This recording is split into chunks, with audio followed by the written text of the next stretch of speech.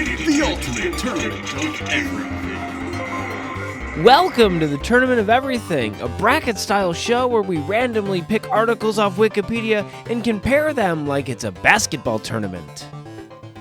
That's right, but more intense than that, for we take what looks like a basketball, but is in fact a pumpkin, and we sit that in front of a large, perfectly tuned harp. We then take each of our contestants and chuck them at the harp. Which one of those will play the chord that pleases the gourd? That will be the selection that moves on to the next round of The ultimate tournament of everything. Play the chord that pleases the gourd. A lot of the time, I think these ideas are too wacky to work, but this one I gotta see. Where's this harp? It's on the way. It's from Amazon. Should be here in 4 to 6 weeks. But I can't wait a moment longer, Rob. So why don't you tell us what we're actually going to be doing? And let's get right down to business. We will actually be, sadly, picking two random articles off Wikipedia using a random Wikipedia link generator and then figuring out which one of those would move on to a round 2 of our tournament. No gourd pleasing involved. Good golly, that sounds like a good time. Let's not waste any more of that precious, precious time. And let's get in to round 1.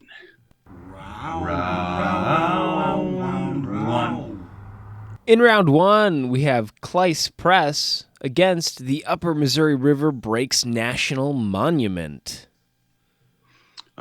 We have two things standing tall amongst their own fields. Let's see which one of these is going to be able to weather the storm that is round 1.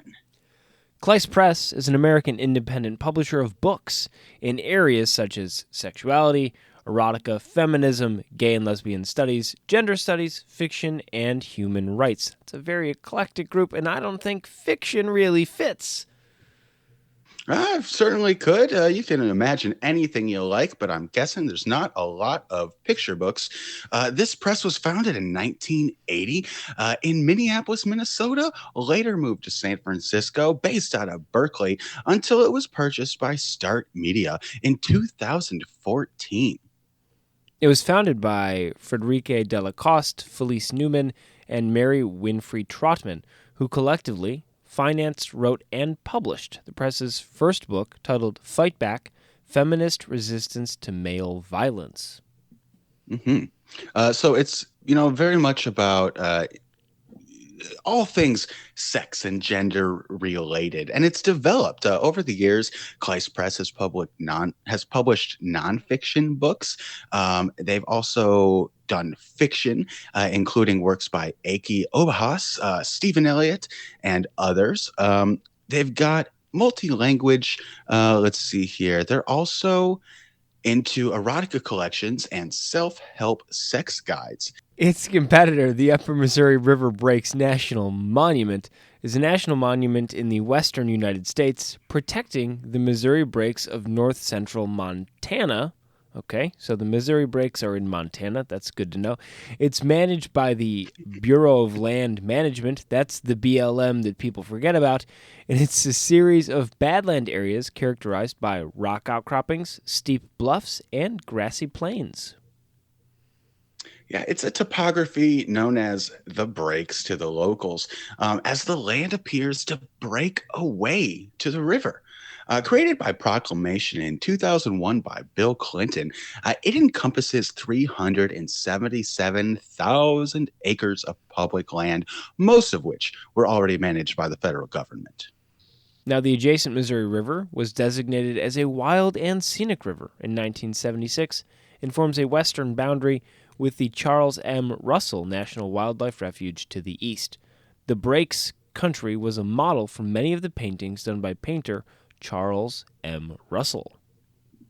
Yeah, certainly gorgeous, tall, standing, sheer cliffs of stone, naturally formed over the eons and the ages. In history, French trappers found this area French trappers found it late in the 18th century, but it was already peopled by Native American tribes, such as the Blackfoot, the Northern Cheyenne, Sioux, and several others. The Crow name for this place translates to where the Crow warrior skunk was killed. That's kind of an interesting name. Look at that. Now, as with most things, close reading is required because no, Europeans didn't find it. It was already there. Hey guys, look at this ocean I found that everyone already knew about. Let's name it after something. Sure, buddy. Mm-hmm. Yep, it's a tale as old as time, but this land is almost older than time. In fact, comprised of elements of the universe that existed before the Big Bang and before the beginning of time, as do we all, including our other competitor, Kleiss Press. Now, in 2014, Kleiss Press, along with imprints Viva Editions and Tempted Romance, was purchased by Start Publishing and is now a division of Start Media. So look at that. They had their little company, and they've been bought up into a bigger company. That's right.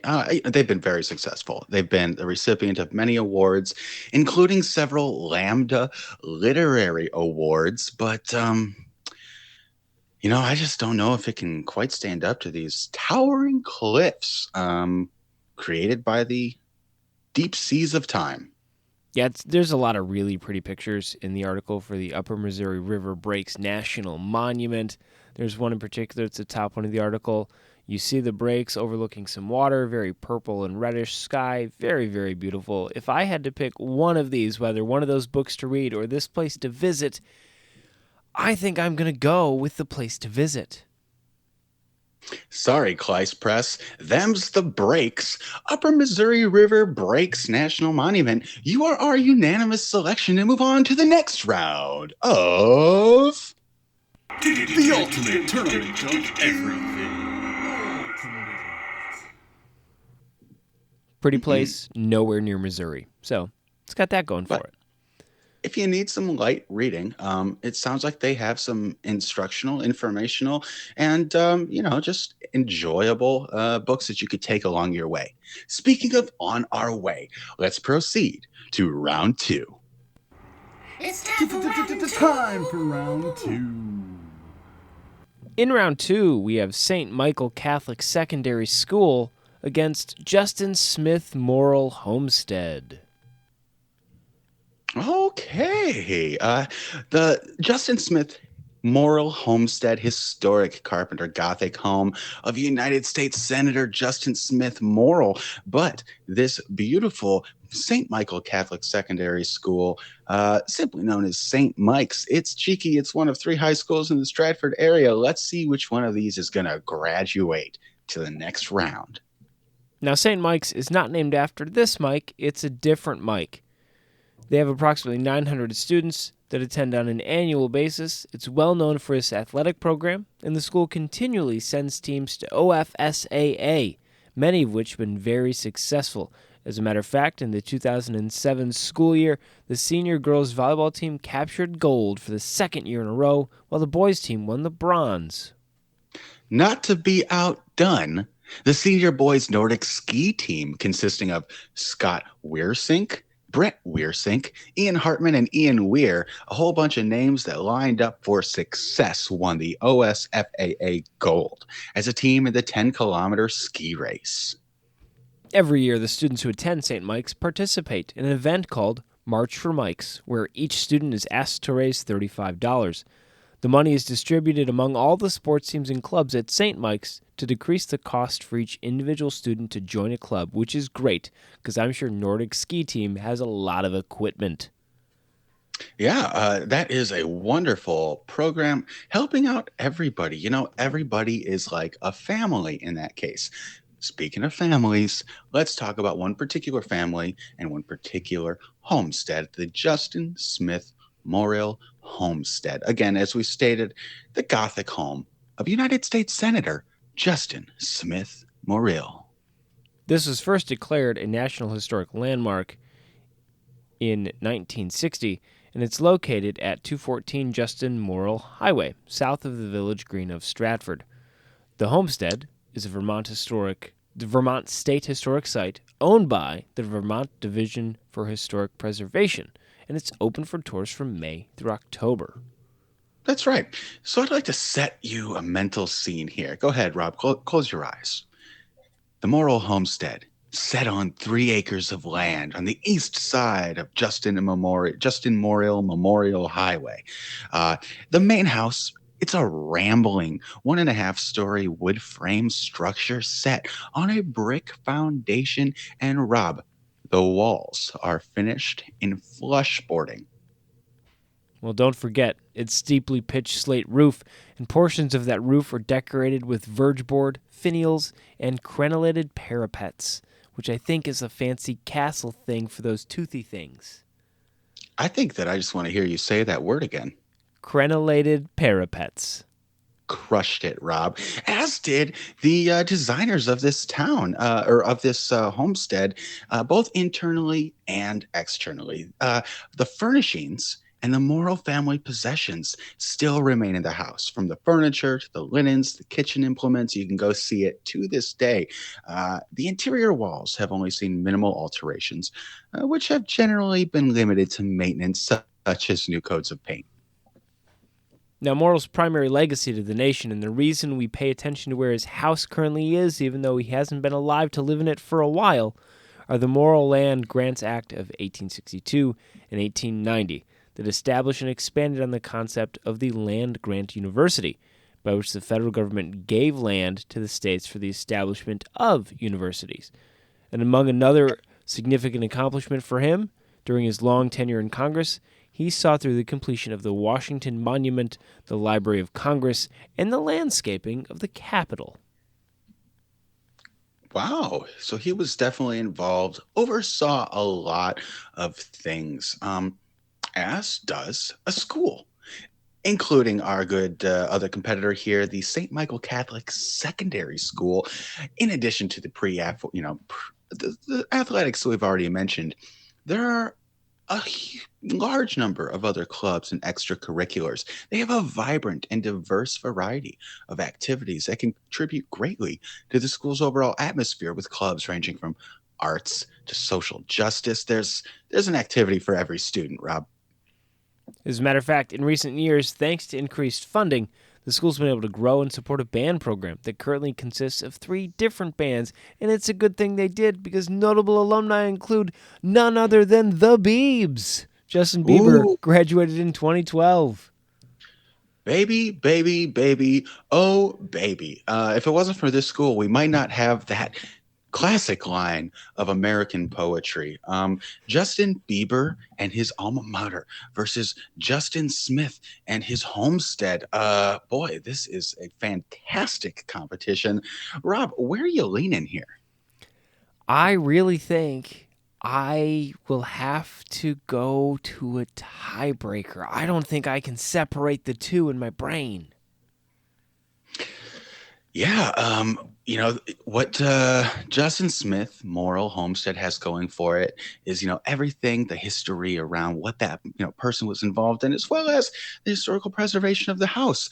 What it has going against it, it's just a house, and the guy oversaw things. St. Michael's Catholic Secondary School. It gave us Justin Bieber, but it also gave us Justin Bieber. So we have to decide how we feel about all of these things and come to an answer. So let's take our hands off of it and let's put it up to chance. We will let the universe decide. So I got a box in the mail that was ticking, and I think I'm going to shake that box, and we're just going to count 1 shake, 2 shakes, 3 shakes, and whenever it either explodes or I get tired, whatever number that is closest to is the winner. So what number do you want? So I'm going to guess that because I sent you that box, and I'm not going to think that you're going to get past 2. So I'm going to go with 2. Okay. I'm going to go with 1855. I'll represent the homestead. You represent the Biebs school. Okay. Here comes a bunch of shaking.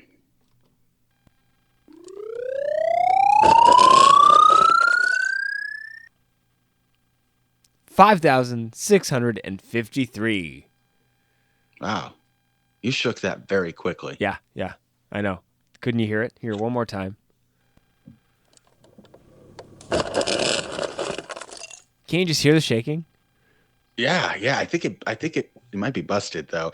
But what's not busted is your selection and guess of number, meaning that Justin Smith, Moriel Homestead, you're moving on to the next round of The ultimate tournament of everything. Gotta love a homestead. That's what we decided, right? Yeah. Right? Yeah. You had the Beebs, I had the place. Yeah. You picked 2, I picked a number bigger than 2. Yeah, we'll have to go back and see, but I think at least now we're agreed. Justin Smith, Moriel Homestead, you're our champion. Moving on to the next round of The ultimate tournament of everything.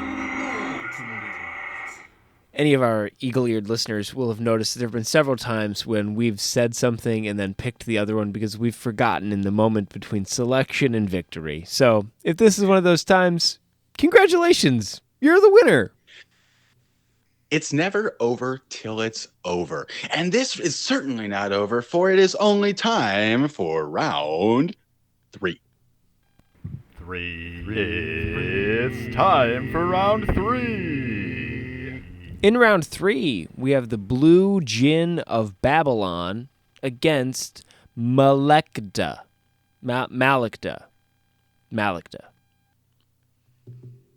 Fantastic. Another small province in Iran versus another piece of, story of art of fiction that we have never heard of before. So let's see which one of these is going to prevail today. The Blue Djinn, which is spelled D-J-I-N-N, of Babylon, is a novel by P.B. Kerr, which tells the second chapter of John and Philippa Gaunt and their adventures as Jinn, which I think is like a genie. It's the second book of the Children of the Lamp series, and the book earned a place on the New York Times bestseller list for children's books and received generally favorable reviews. Indeed. Yeah, it seems like this is a genie story. Let me try and hit you with the quick summary. I'm going to skip a lot, so hold on to your hats. In the year 2005, at the end of October at Halloween, Philippa wanted to be a witch, and John wanted to be a Dracula with real blood. They lived in New York. They had been they promised their mother not to use their jinn powers without consulting her first. They lead pretty normal lives. It seems that they go missing, and then a grimoire is not missing. There's a whole lot here. I'm reading it pretty quickly, but it seems like they got into some magical, mystical trouble. It's always interesting when you paraphrase a children's book, it's longer than reading the whole book. There are more words probably in this summary of the children's book than there are probably in the entire children's book. Well, I could tell you, coincidentally, the twins later in the story join Nimrod and Gronin in a restaurant called Kebabilon in Iraq.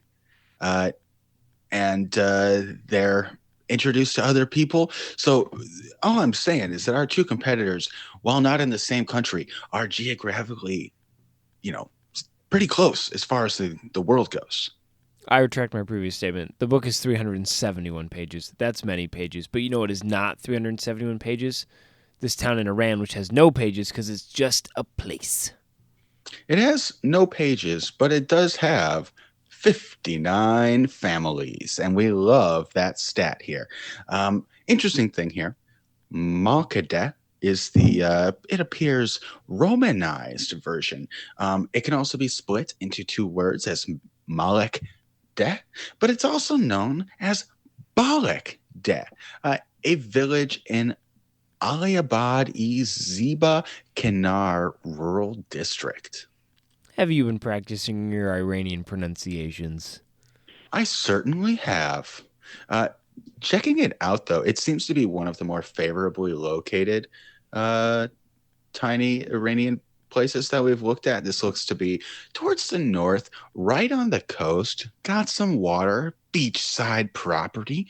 And I mean, I again don't know much about Iran, but I would think if you're going to be there, hey, let's hit the beach. Now the question is, would you rather hit the beach or read all 371 pages of the Blue Djinn of Babylon? Well, I do love a good story. Genies are capable of all but three things. And I can't imagine what could possibly can be contained within the pages of this book. Um, I think I could imagine what could be contained within the confines of Malekadeh. Malekadeh. There you go. Balakadeh. Could be either one depending on your regional pronunciation. But how regional could that pronunciation be when there are 59 families? Do you think half of them pronounce it one way and half of them pronounce it the other way and they live all within a mile of each other? I hope so, because that would make for a really interesting 371-page book. I agree with you there. So this book, reading more of this summary, it gets kind of weird. They take over bodies of people and dogs, and there's a human named Alan and another human named Neil that's left alive, so that's probably good. Okay, crossover here. They are in Iraq for some of this book. Right. Right next door to Iran. Yeah, I've Right already next door. mentioned. What? You've already mentioned this? What? We've talked about it already at length. Oh, I feel like I'm in a time loop. Is there a time loop in this novel? There very well could be 371 pages of geniistic magic. Could contain anything that you could possibly contain and more. But let's skip to the ending, for the novel ends with the children still not knowing. But as Layla knows Ayesha's life is rapidly ending, must tell her children the reason Ayesha did not pursue them after escaping and leave forever to assume her post at the cold-hearted Blue Djinn of Babylon. Does that clear things up for you? I'm more confused now than when we started, and I think for that reason, I need to go with the one that's simple. Oh, I completely disagree. Are we having two tiebreakers in a row? Because I'm pretty psyched on this Blue Djinn of Babylon. I can be convinced.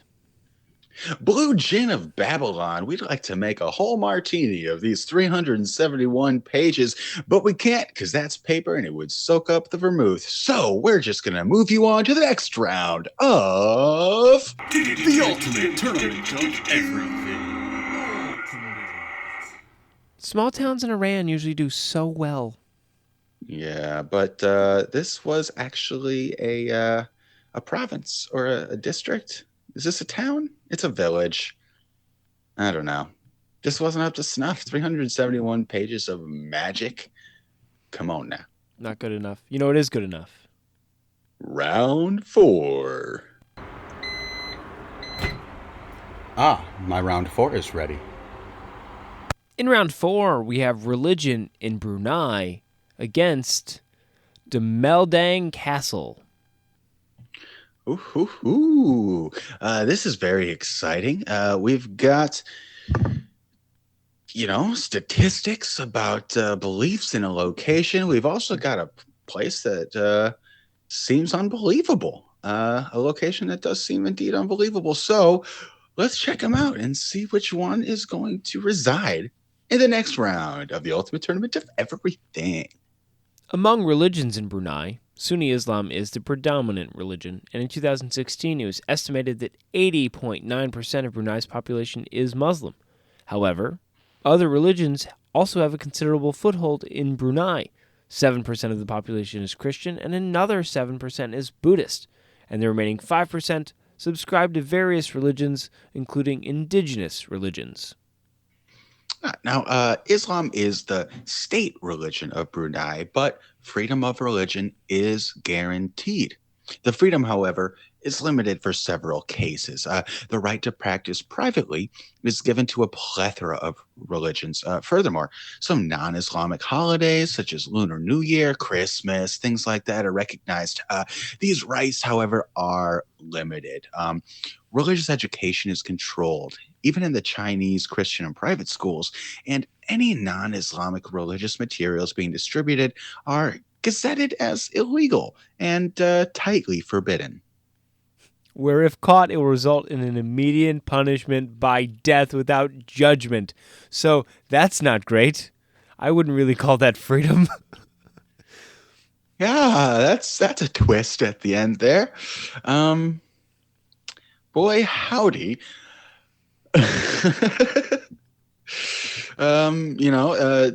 There's other things here. At least we know, they there is religion in Brunei. We know that for sure. They take it real seriously.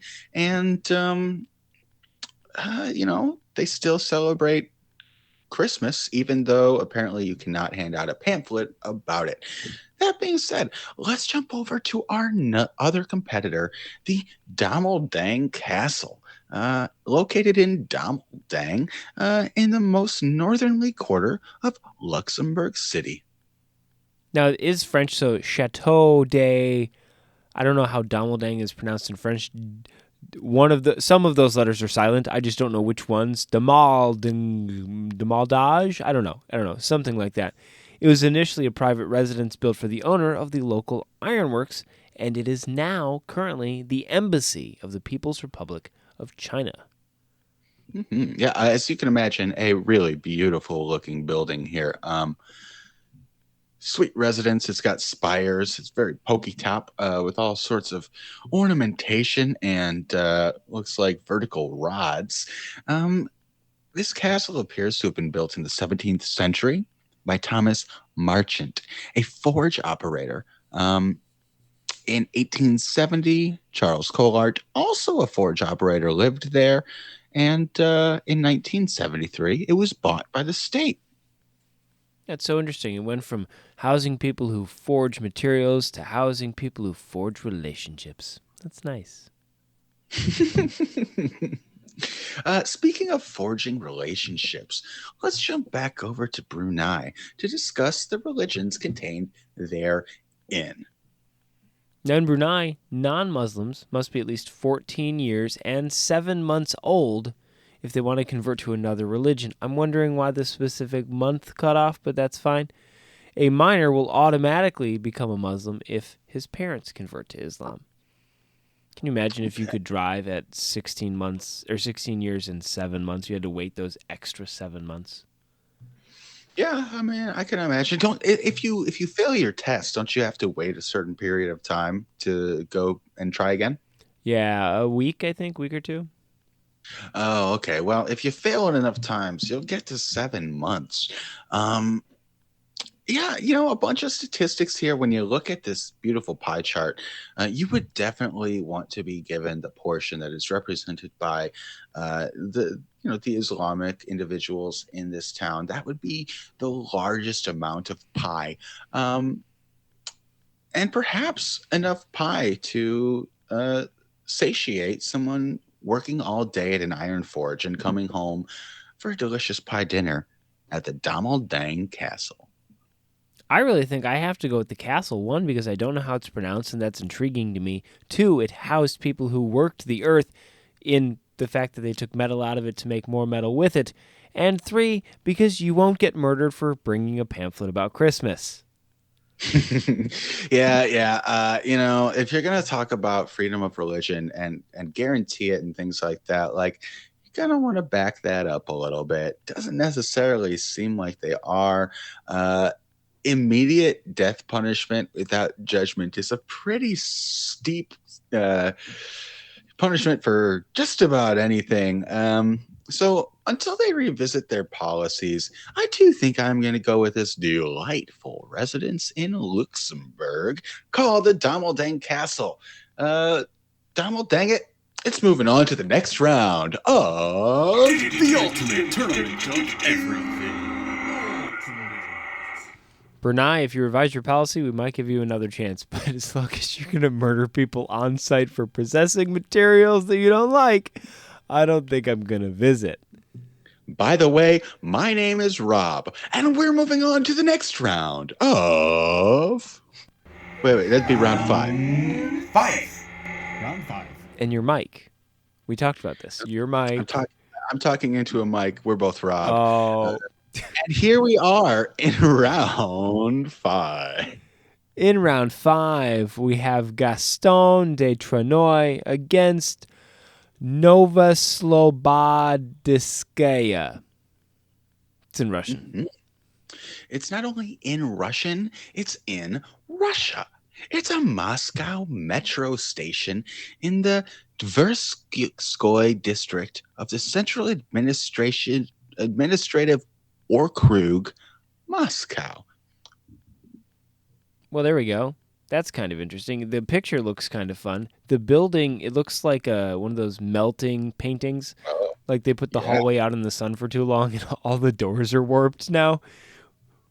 truly, folks, this is pretty trippy. It's like a hallway of cathedral hallways intersecting into one trippy hallway. Alexei Dushkin was the station's architect, and he has long wished to utilize stained glass in decoration of a metro station, and the first drawings date to pre-World War II times. Certainly did a good job, not only with the architecture, but with things to decorate it. The platforms are well designed. Even the trains look to be paired stylistically. The lighting hanging above is also beautifully ornate and stylistically, linked. There's artwork on the platforms themselves, but really nothing's comparing to that hallway that they're showing here. Lots of decorative stained glass though throughout. Dushkin actually took the standard pylon layout designed for subways and made that into the overall impression to resemble that of an underground crypt, which is not necessarily what I want to be thinking about when I'm going down underground to take the train. No, yeah, you want to kind of feel not necessarily like you're going into a grave, into a small hole, a small tunnel contained deep within the silent confines of the static earth. Now, someone That who be wasn't in the Earth, but on top of the Earth, the static Earth, was Gaston de Trenoy. He was a Belgian equestrian.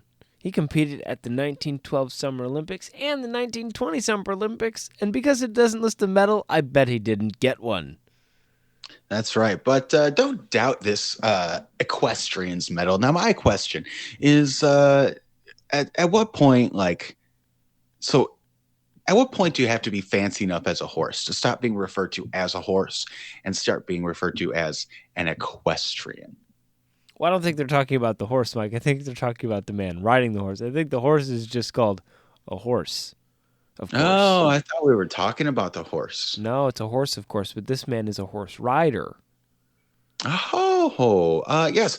Well, then, yes, this individual was certainly on top of things, more specifically, a horse.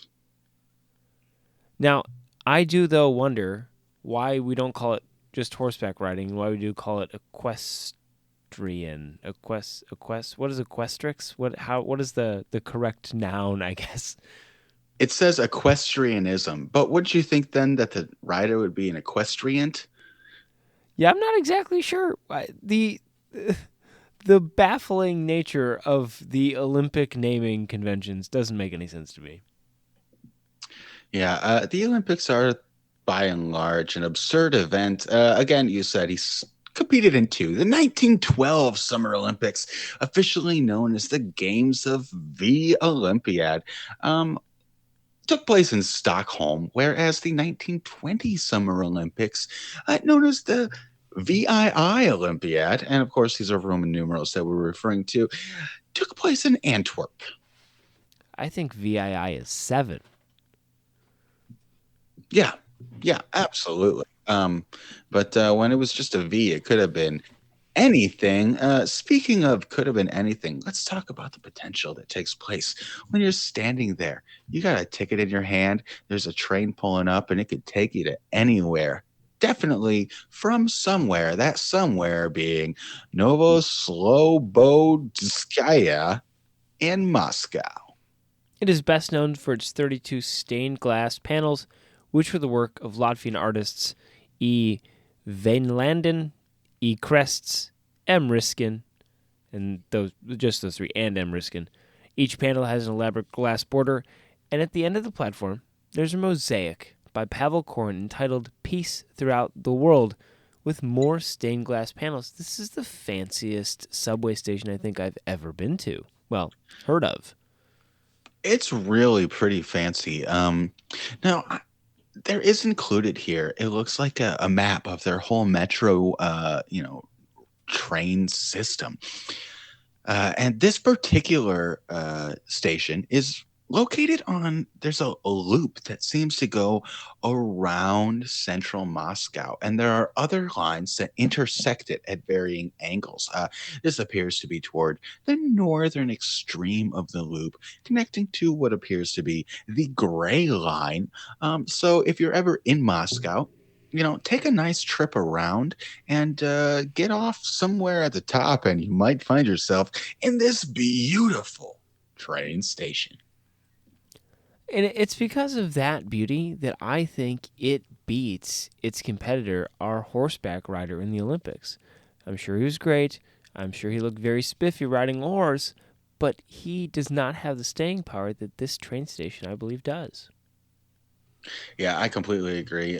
If he'd have taken gold in the Olympics, either of them, we probably would know. And I'm just seeing a whole bunch of just gold star quality stuff here in this train station. Here. Let me tell you one more thing. It is possible from this station to transfer to Mendeleyevskaya on the Serpo Kovshko Zakaya line. You heard it here first, folks.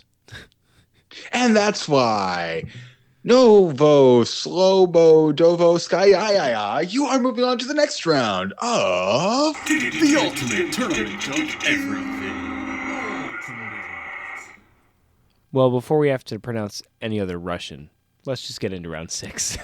Making a turn around the last curve. He comes around the last side, and there you have it. There is your winner, round 6.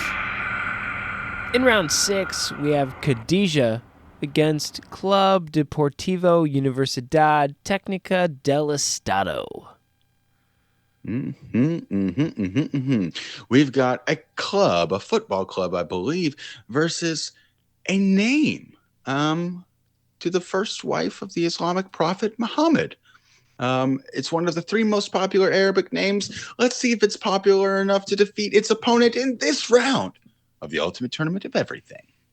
In 1995, it was one of the 3 most popular Arabic feminine names in the Muslim world, along with Fatima and Aisha.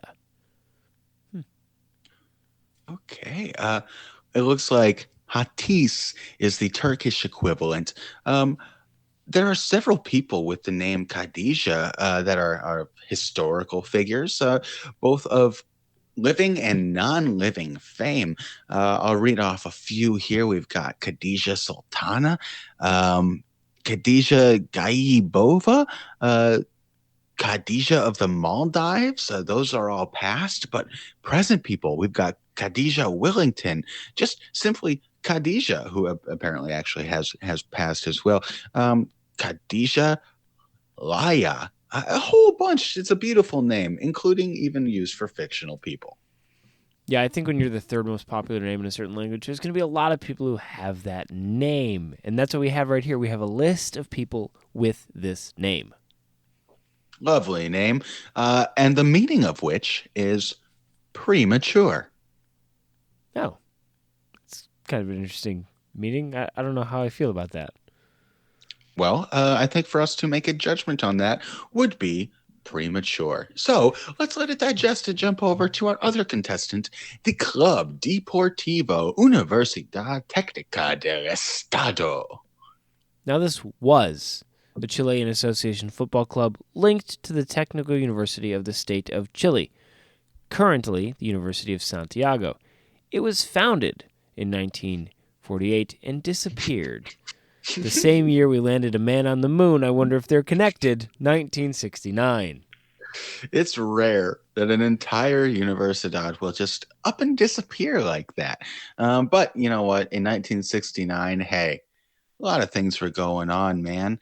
People were free swinging, and you never knew what was going to come across your plate. So apparently, this school just up and disappeared. But it left behind some facts, including there was a record Segunda Division victory, 6-0 for Santiago Nacional.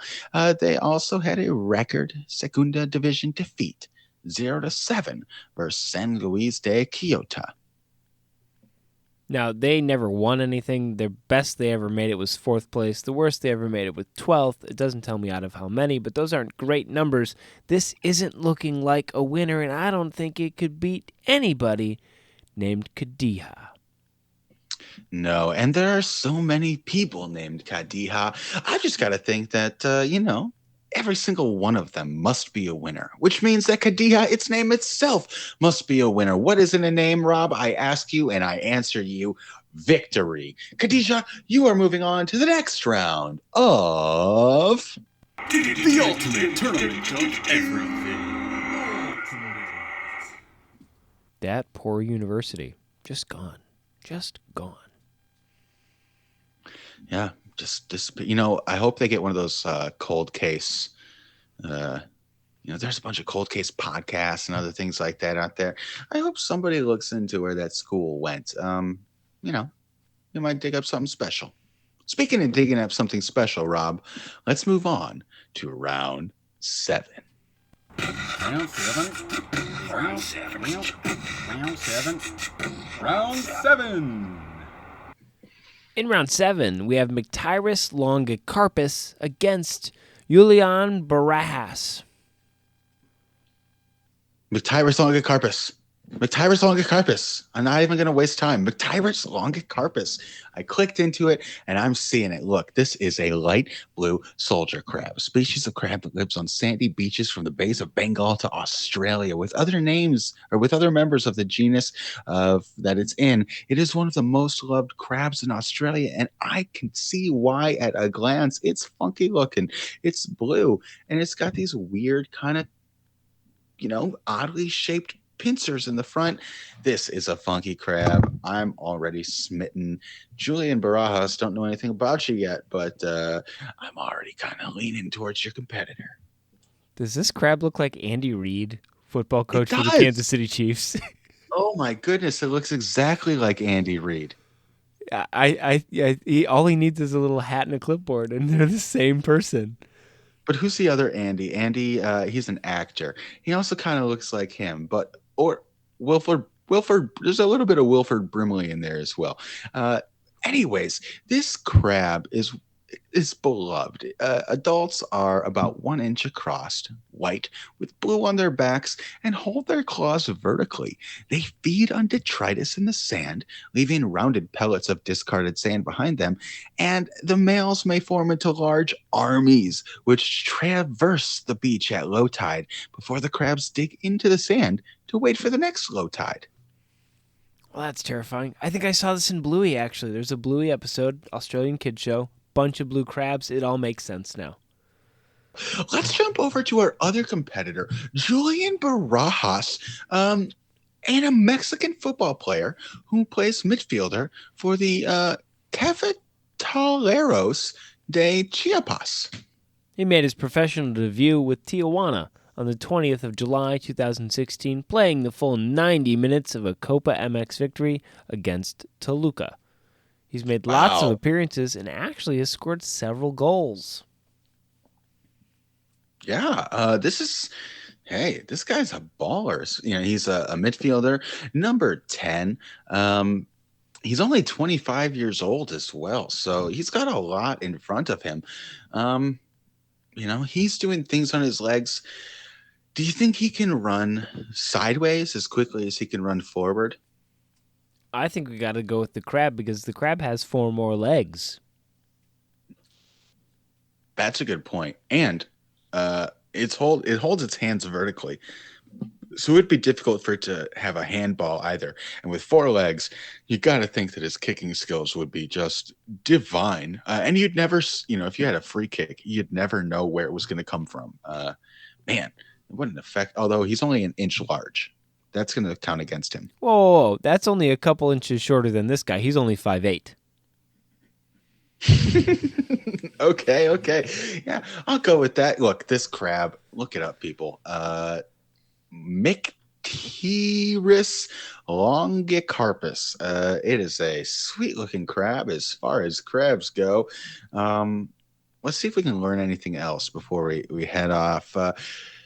It spends much of the time buried in the sand, and they emerge a few hours before low tide because they get a notification on their I don't know, crab phones. How do crabs communicate? How do they know, Rob? Probably telepathy. Now, one interesting thing about this species is it is one of the few crab species that walks forward. So its crab walk is just called a walk.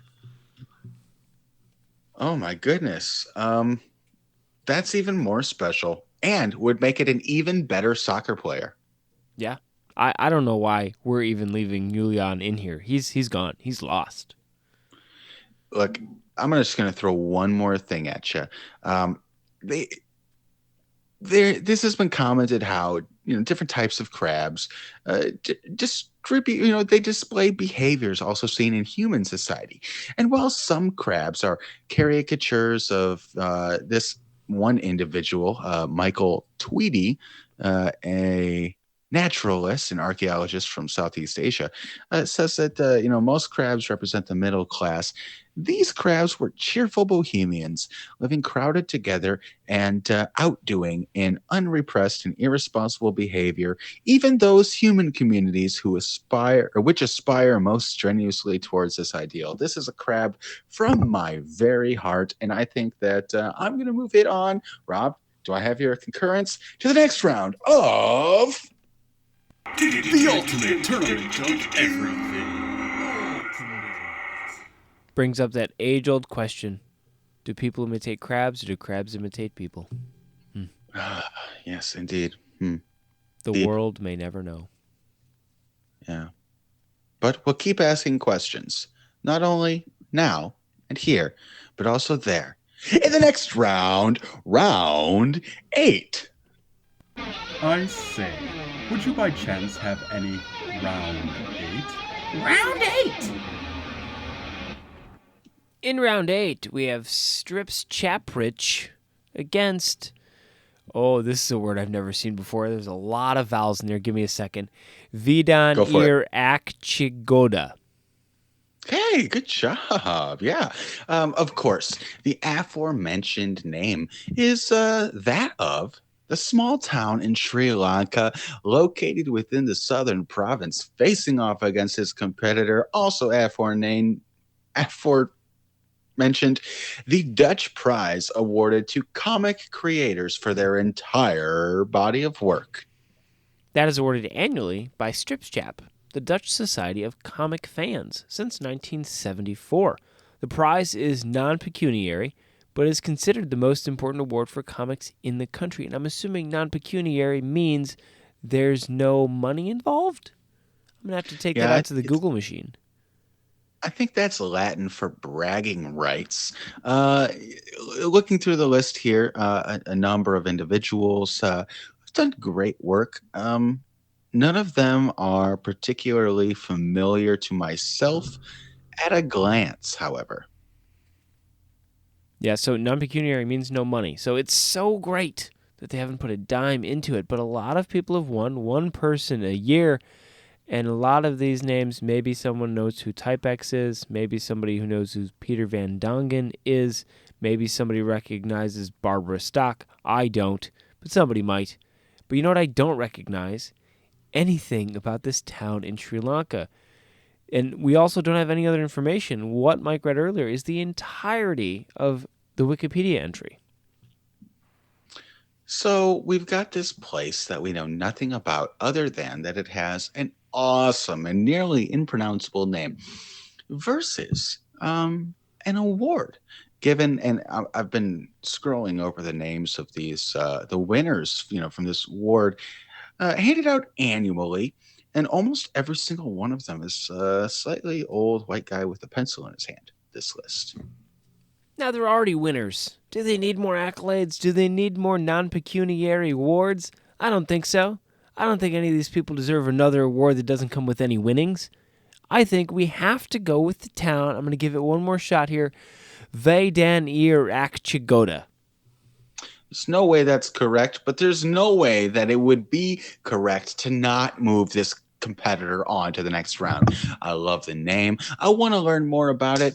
And gosh darn it, I want to go there, even though I don't know where it is. So please guide me forward and guide this contestant forward to the next round of The ultimate tournament of everything. What a place, probably.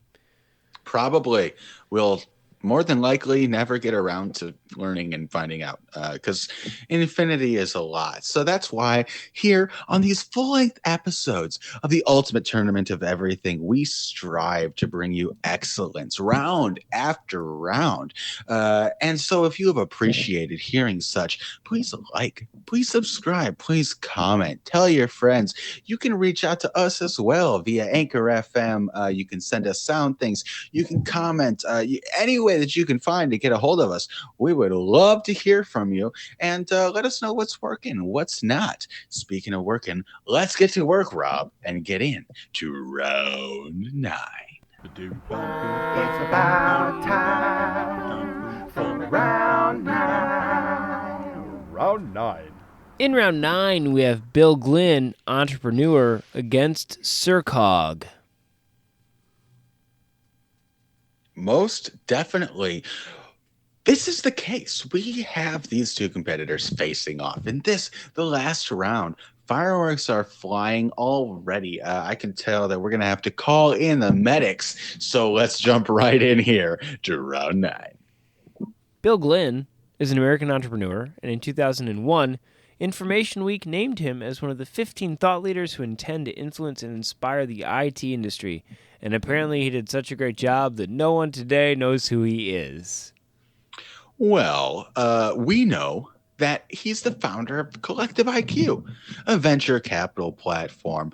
He has a successful investment track record and helped close over $1 billion for the funds and businesses he has founded, helped build and advised. He advises leaders of London's Royal Institution, World Science Assembly, and the East-West Institute. He's focused on the harmonizing of humanity and the weaponization of science, and I don't know if that means we shouldn't or if that means we're trying to do it more. Yeah, those are definitely ambiguous titles. It sounds like this is the guy who's going to make the Terminator, and he's been set back in time as a plant just so we wouldn't think about him when he arrives. Well, yeah, I concur there, Robert. He wrote a book called Left on Red, How to Ignite, Leverage, and Build Visionary Organizations. That could just, again, very vague. The guy, he's, a venture capitalist. I'm not exactly sure what he's talking about. But I'm not exactly sure what we're talking about in regards to our other contestant, Serkog. It's a town in the Garzi Tibetan Autonomous Prefecture of Sichuan, China, which is an autonomous prefecture in the western arm of the Sichuan province, China, bordering Yunnan to the south and the Tibet Autonomous Region to the west, and Gansu to the north and northwest. That's right. And China is a country in East Asia. For all of our friends that didn't know where China was. Yeah, there's somebody. Nobody knows everything, Rob. And we know almost nothing about this town, but perhaps its mystery is its allure. Yeah, we've read the entire article. We've actually read both of these articles. We have two very short articles here for two, I would say, vast competitors. I think if you've raised over $1 billion, and I think if you're a vast mountainous landscape, there should be more about each of you. Yeah, it's a little suspicious that so many successful people keep themselves under wraps. They don't want us to know. What are they doing? So many successful locations want to keep themselves under wraps. What do you have there, and why am I not enjoying it? And for people, usually that answer will, if you dig into it long enough, be something shady. However, for a location, it's probably something absolutely delightful that they simply don't want to share with us Westerners. So I'm going to agree with their approach and choose them as my selection, Serkog, to move on to the next round of The ultimate tournament of everything. Now I Do was you agree? thinking about moving Bill Glynn on only because I think when he invents the T1000, I want to be remembered as someone who gave him an award and liked him favorably. But in the event that it doesn't happen and China actually takes over the world, I should probably be a friend of Sircog. It's such a pickle. It is. We could leave it up to fate if you choose. Oh, well, I think I'm going to stake my claim, and the only place to stake a claim is not in a person, because that's called murder, but in a place. And so I think I'm going to agree with you and go with Sircog. Okay, excellent. Sircog, you are moving on to the next round, inevitably. Whenever we get around to it, of The ultimate tournament of everything.